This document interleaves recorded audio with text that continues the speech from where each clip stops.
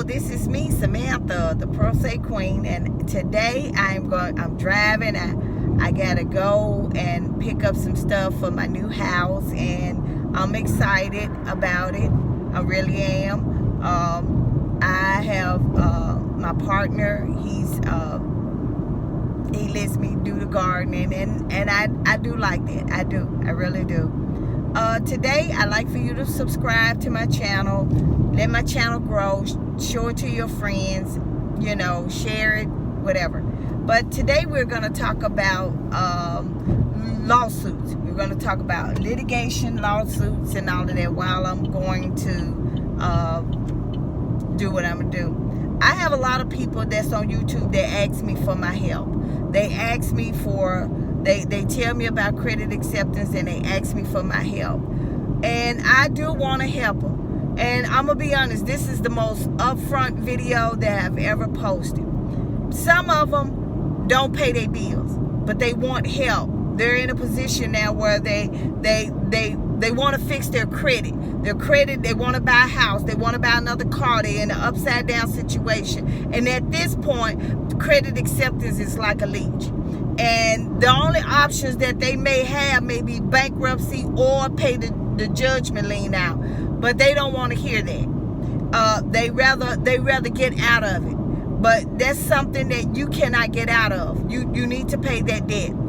Second of all, there's people that are victims of credit acceptance. Now, I'm going to be honest. Whether you decide to hire somebody like a ghostwriter or you hire an attorney, you're going to have to pay some money. That's not a free service. People don't do things like that free because it's a litigation. And litigation is when you fight in court. It can go anywhere. Like, for instance, I sued Credit Acceptance. And Credit Acceptance was reporting bad stuff on Equifax. And I was providing information to Equifax, telling them that, look, wait a minute now, this is wrong. And could you please take it off my credit? Equifax kept coming back saying, no, this is yours. You better pay it.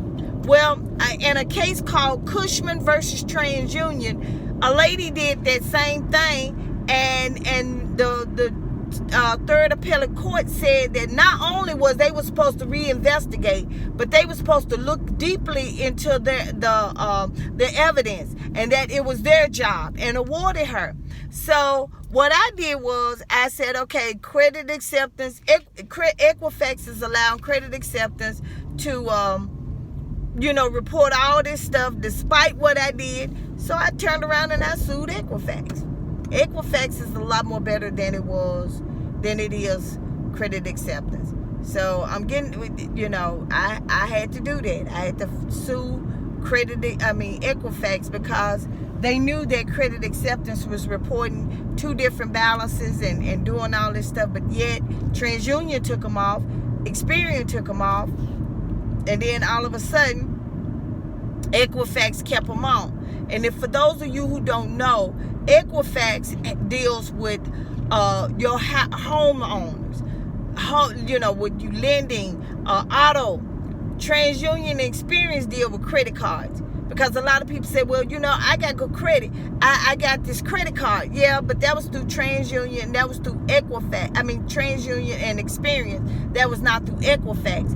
Equifax deals with houses and cars. So, if you ever wonder why you got turned down, the auto lender said that your credit was messed up, getting a car, but you got credit cards, that's the reason why. So, I'm sitting here, I'm going through so much stuff.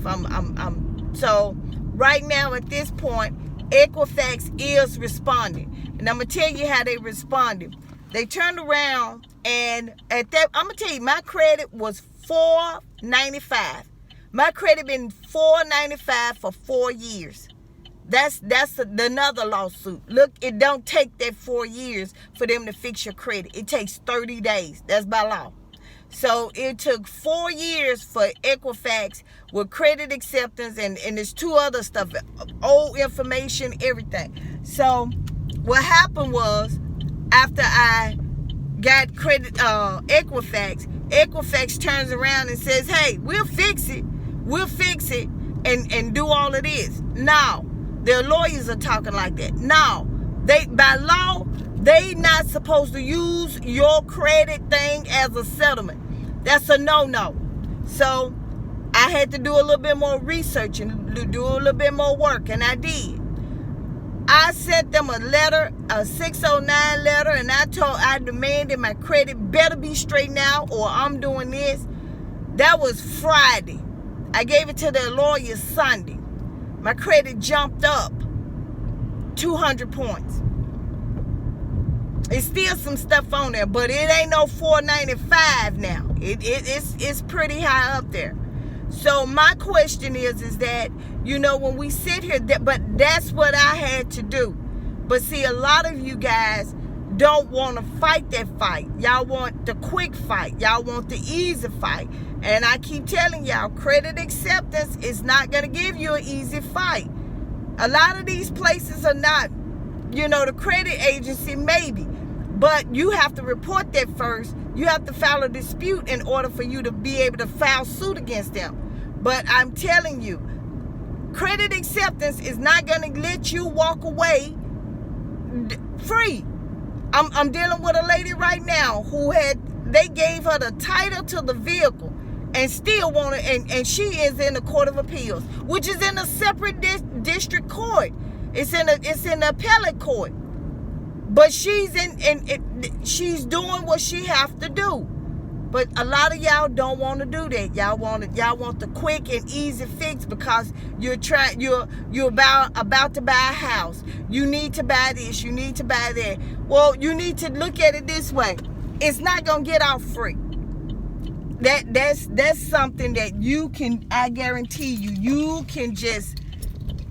Me and you, we can sit here. A lot of people call me when I tell them the truth. They don't want to call me back. They feel like maybe I'm just saying this or maybe it's just, you know, they gonna go get a lawyer. I had one lady call me and tell me that a lawyer told her there's a loophole. Depends on how the case is done. But if credit acceptance can show that you did something, you even with the warranty part, they're not gonna fight that. It's some things that I did in my case that and I had some hard-hitting brothers to tell me this. It's some things I did in my case.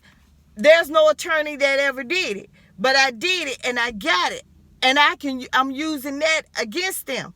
But you can't sit here and say, well, a lawyer told you. If a lawyer told you a loophole, don't you think he gonna charge you? He gonna charge you $2,000-$3,000.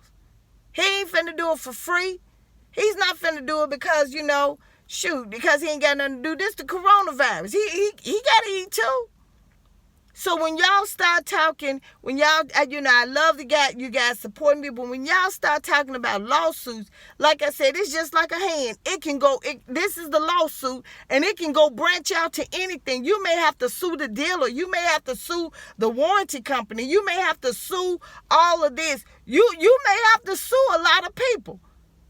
Just so you may have to file bankruptcy and then turn around and sue credit acceptance. But at least that'll protect you from them coming and writing on your credit or coming to repossess your car. You can always get out of bankruptcy. A bankruptcy gonna stay, even if you filed a petition, it's gonna stay there for at least a few years. But a repossession hurts.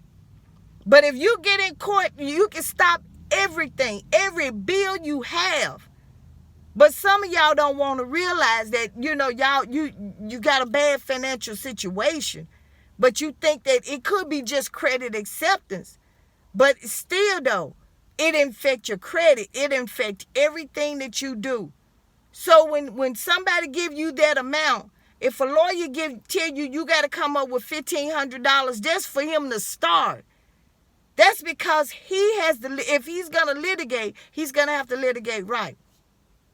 That's not to mention if you, one thing about me is this right here. If you go through me, you can get into court free. You can get in the court free, and you got a 90% chance of getting in the appellate court. You hire a lawyer, and then if he lose and he tell you you got to go in the appellate court, not only do you have to pay the appellate court, you got to pay the district court, you got to pay the appellate court, and you got to pay for his brief. And all of that, I can guarantee you, a brief is like writing a school thesis. And if you have never wrote a brief before in your life, it is a book.